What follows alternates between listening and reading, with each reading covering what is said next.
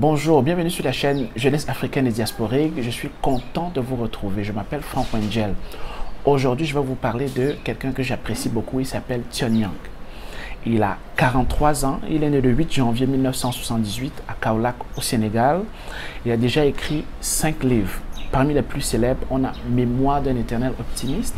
On a aussi Social Entrepreneurship. Il est diplômé de Sciences Po Paris. Il a un master exécutif en politique et management. Il a aussi un certificat sur le leadership au 21e siècle de l'université Harvard. Il a travaillé proche de Barack Obama en tant que chef du Parti des jeunes démocrates.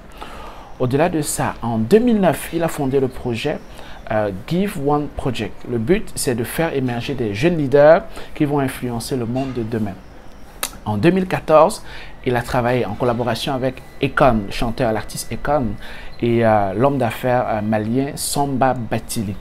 Ils ont fondé Akon Lighting Africa, dont la mission est de fournir de l'électricité à 600 millions de foyers africains grâce à l'énergie solaire. En 2014 aussi, il a fondé Jeff Zone, qui est une plateforme agro-commerciale. Le but, c'est de produire, de distribuer, de conserver, de commercialiser les produits agricoles. La priorité sera donnée aux produits locaux. En 2019, il a fondé l'Institut d'agriculture et de leadership Thione Niang. En juin 2021, il a fondé Give One Project Digital Skills Academy. C'est au Sénégal. Donc, il a déjà accompli tout ça. Le but de ma vidéo aujourd'hui, c'est de vous partager 3 moments forts de sa vie. 3 moments forts aussi, parce que je l'ai découvert il n'y a pas longtemps. C'est juste, je pense, l'année passée que je l'ai découvert. Il y a eu 3 faits majeurs qui m'ont marqué. Et dans la suite de la vidéo, vous allez voir ces faits. Le premier fait majeur, c'est une interview qu'il a eue avec un influenceur que nous connaissons tous et que nous apprécions beaucoup. Il s'appelle Philippe Simon. Et au cours de cette interview, Thione Niang était de passage en France, je pense à Paris particulièrement. Ce que j'ai retenu de cette vidéo, c'est que quelqu'un qui est allé si loin aux États-Unis, qui aurait pu avoir une carrière resplendissante dans le monde de la politique américaine, il a décidé de revenir et il a dit quelque chose de très fort. Il a dit que l'Afrique est l'Eldorado de demain.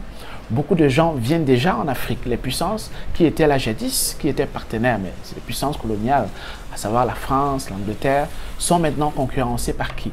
Par les Chinois, sont concurrencées par les Russes. Tu as les Qataris qui viennent, tu as les Turcs qui viennent, les Brésiliens. Tout le monde vient en Afrique, les Indiens aussi, pour pouvoir avoir sa part du gâteau. Si la jeunesse africaine qui est à l'extérieur, dans la diaspora, n'y prête pas attention, demain, cette diaspora sera étrangère chez elle parce qu'ils viennent, ils investissent, ils prennent les secteurs stratégiques et ils s'installent. Le travail que certains locaux n'arrivent pas à faire, parfois à cause d'un manque de compétences, ces étrangers viennent bâtir, ils viennent investir et ils s'installent. Donc, cette jeunesse doit se tourner, doit commencer à s'intéresser à ce qui se passe chez nous pour pouvoir investir. Donc, le but, c'est de ne pas être étranger chez soi. Et que selon lui, on vient en Occident pour chercher le savoir-faire. Donc, les connaissances, le capital et les contacts qu'il faut. Le but est de revenir, investir, prendre sa place en Afrique.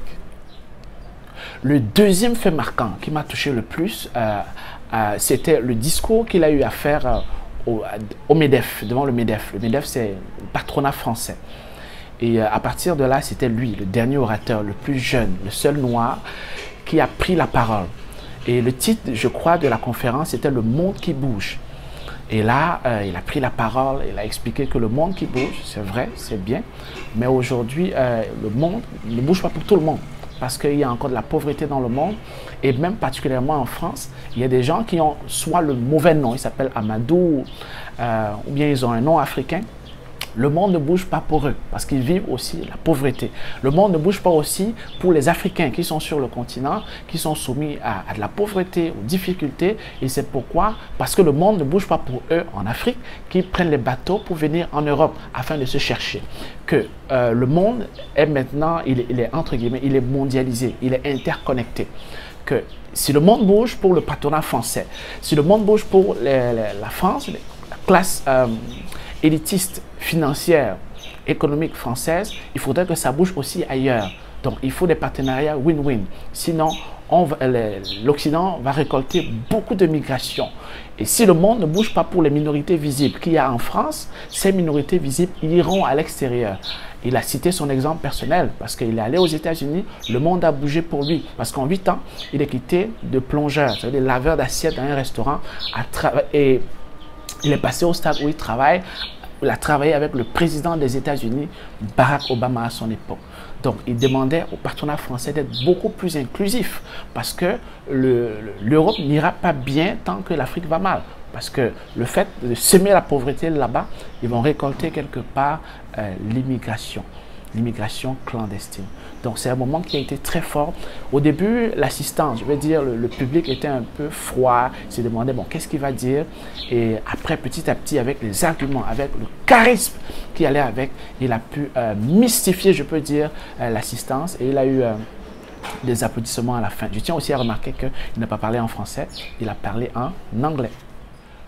Le dernier moment fort que j'ai eu, je veux dire, avec ce jeune homme-là, c'est son discours à la BAD, la Banque africaine de développement. On l'a invité et on lui a donné la parole. Parce que vous savez que ces technocrates ont souvent des plans sur le court terme, moyen terme, long terme. Et voilà, on lui a demandé c'est quoi le plan sur 3 ans, sur 5 ans que tu vois par rapport à l'Afrique. Donc on l'a invité comme un jeune leader pour donner des idées, des propositions à ces technocrates qui vont implémenter les politiques qu'ils ont décidées auparavant. Il est venu, il a pris la parole, il a dit je n'ai pas un plan pour 3 ans, pour 5 ans. Non, parce que les autres endroits dans le monde, que ce soit aux États-Unis, que ce soit en Europe, que ce soit en Asie, ils ne se sont pas développés avec des plans sur 3 ans, des plans sur 5 ans. Non, j'ai plutôt un plan de vie par rapport à l'Afrique. Qu'il y a eu une génération avant nous, c'est celle de Kwame Nkrumah, c'est celle de Senghor et d'autres pères du leadership africain à leur époque. C'est aussi des pères du panafricanisme. Ils ont eu à rêver. Ils étaient étudiants ailleurs. Ils sont revenus sur le continent. Ils ont bâti quelque chose de fort. Je pense à Kwame Nkrumah. Quand il est revenu au Ghana. Et je me rappelle le jour de l'indépendance où il était debout comme ça en train de pleurer quand il a eu l'indépendance pour son pays après tous les sacrifices qu'il a connus. Que ces pères-là ne sont pas là. Oui, c'est vrai, ils ne sont pas là aujourd'hui, mais leurs fils, leurs petits-fils sont là. Et nous, donc il a parlé de lui devant ces gens-là. J'ai beaucoup aimé ce moment. En plus, il y avait des blancs, des petits blancs là, technocrates, qui travaillent en partenariat avec l'Union européenne. On les paye comme des coopérants.